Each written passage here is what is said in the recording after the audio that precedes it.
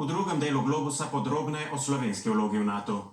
Premijer Golob je v Vilni dejal, da želi biti Slovenija del mednarodne skupnosti, ki vsakogar odvrača od reševanja meddržavnih odnosov z vojaško silo.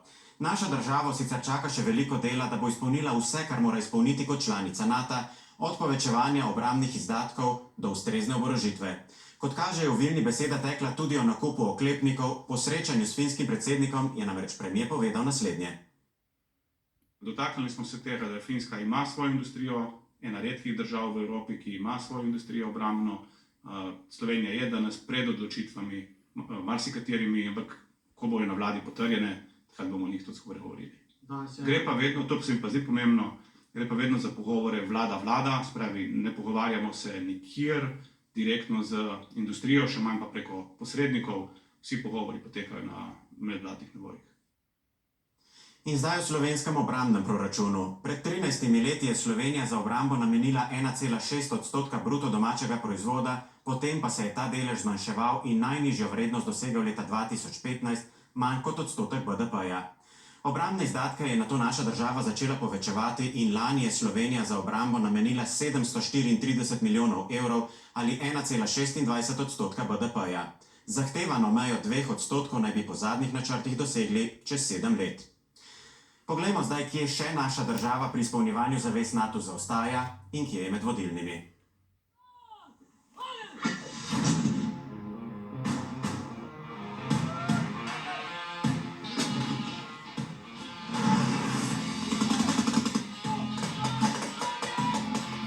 Ne le v Latviji in na Slovaškem, slovenska vojska je trenutno del mednarodnih sil na 11 misijah. V Nemčiji, Iraku, Siriji, Libanonu, Maliju, Srbiji, Bosni in Hercegovini, na Kosovu in v Sredozemskem morju. Mi tukaj dosegamo zelo visoke procente, to je 5% stalne sestavi v tujini, kar pomeni, da smo v višjem rangu, če tako lahko rečem, NATO-vih držav. In to je tudi prepoznano v NATO-vih strukturah. Takšna je tudi ocena s terena. We have 5 combat units and I believe the best of them is Slovenian. That's are the words of our battalion commander. You're not talking that because we are here from Slovenia? No, definitely. I'm not saying this because of you, but because of it's true. A na nekaterih drugih področjih slovenski vojski ne gre tako dobro. Mi se moramo zavedati, da stagnacija, modernizacije slovenske vojske poteka že več kot 10 let. Torej, zaveze, ki smo jih dali pred mnogimi leti, še danes niso izpolnjene.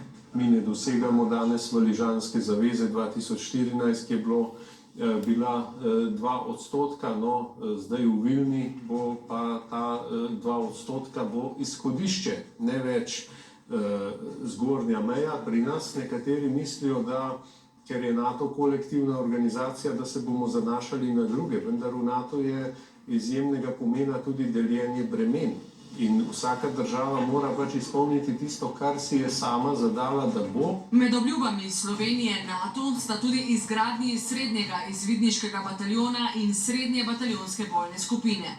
Podpolkovnik Žiga Pretnar, poveljnik 10. pehotnega polka, je slednjo opisal kot namensko organizirano zmogljivost, kar pomeni, da se skupina vzpostavi, ko je to potrebno. Sestoji iz osnove bataljona, ki se gradi, oziroma je še v izgradnji, ter pridodanih modulov oziroma elementov bojnega delovanja. Ti moduli recimo pa vključujejo različne stvari, od zračne obrambe, bojnega inženirstva, vojaške zdravstvene oskrbe in podobnih elementov. Število bojnih in ostalih vozil, ki jih slovenska vojska za tako skupino potrebuje, je tajno, prav tako število vojakov. Poznavalci sicer to vrstno bojno skupino opisujejo kot več kot bataljon, a manj kot brigada. Če poenostavimo, načeloma govorimo torej o več 100 do največ 3000 vojakih.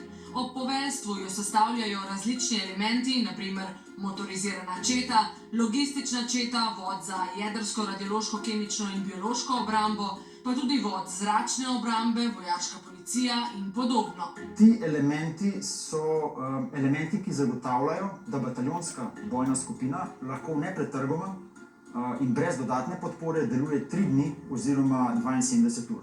Za srednjo bataljonsko bojno skupino so potrebni tudi 8 kolesniki, ki izpolnjujejo določene kriterije. Ključni so 3. So zaščita sil, bojna moč in pa premičnost. Minister za obrambo je pred odhodom v Vilno posebej za oddajo Globus pojasnil napredek pri izbiranju vozil. Kadar obdeluješ 5 ponudb, se seveda stvari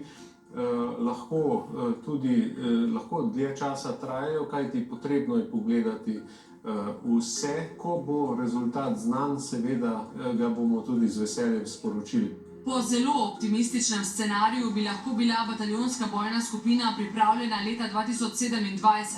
Velike težave, tudi pri nastajanju skupine, predstavlja kadrovski manko. Ukrepi za dvig zanimanja za zaposlitev v vojski so bili uvedeni, minister pa je prepričan, da bo z novo, moderno tehnologijo tudi zanimanje za vojsko večje. Prav te dni potekajo dogovori za nakup nemških sistemov protizračne obrambe Iris. Mi ta hip nimamo neke zelo učinkovite zračne obrambe. Spet nekateri glasovi v Sloveniji pravijo, ja, saj nas kolektivno varuje NATO. Vendar je seveda, preden so letala tukaj, traja nekaj časa. Se pravi, če se v Ljubljani zgodi, da kakšen leteči predmet prileti v kakšno stavbo, verjetno bo prvo vprašanje, zakaj se je to zgodilo, ali nismo imeli ustrezne protizračne obrambe. Z razvojem teh zmogljivosti bo Slovenska vojska primerljivejša z vojskami znotraj zavezništva. Gradimo prave stvari s pravimi ljudmi, ravno tako pa gradimo nekaj, na kar bomo mi, pripadnice in pripadniki Slovenske vojske, lahko še bolj ponosni, kot smo že zdaj. Pri koncu smo, več o jutrišnjem dogajanju v Vilni seveda v naših dnevno-informativnih oddajah. Mi pa bomo veseli, če se nam boste pridružili spet prihodnji torek v Globusu o Nemčiji. Prijeten večer želim.